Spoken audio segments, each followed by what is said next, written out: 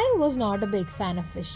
പക്ഷെ ദുബായിൽ വന്നേ പിന്നെ എനിക്ക് ഇടയ്ക്കിടയ്ക്ക് മീൻകറിയും മീൻ വറുത്തതൊക്കെ കൂട്ടി ചോറിനാൻ തോന്നും. അങ്ങനെ ഒരു ദിവസം തോന്നിയപ്പോൾ ഗിനിൽ പറഞ്ഞ എന്നാവാ നമുക്ക് ഫിഷ് മാർക്കറ്റിൽ പോകാമെന്ന്. അങ്ങനെ ചാടിത്തുള്ളി ഇറങ്ങിയതായിരുന്നു. ഞാൻ ആദ്യമായിട്ടാണ് ഫിഷ് മാർക്കറ്റിൽ പോകണം. അതിപ്പോൾ തൃശ്ശൂരാണെങ്കിലും പോയിട്ടുള്ള ഓർമ്മയൊന്നും എനിക്കില്ല. അങ്ങനെ അവിടെ ചെന്നപ്പോൾ ഉണ്ട് മീനൊന്നും കാണാനില്ല. വെജിറ്റബിൾസ്, ഫ്രൂട്ട്സ്, സ്പൈസസ് അങ്ങനെ കുറേ. അപ്പോൾ പിന്നെ അതൊക്കെ കുറച്ച് വാങ്ങി പിന്നെയും ഉള്ളിലേക്ക് പോയപ്പോൾ ഫിഷിൻ്റെ സെക്ഷൻ എത്തി. അതും വലിയൊരു ഏരിയ ഫുള്ള് പലതരം മീൻ, ചെറുതും വലുതും കണ്ടിട്ടുള്ളതും കണ്ടിട്ടില്ലാത്തതും ഒക്കെ ആയിട്ട് ഏതൊക്കെ എടുക്കണം എന്ന് മാത്രമേ കൺഫ്യൂഷനുള്ളൂ. അങ്ങനെ ഞങ്ങളൊരു കൗണ്ടറിൽ നിന്ന് കുറച്ച് ഫിഷൊക്കെ സെലക്ട് ചെയ്ത് വാങ്ങി.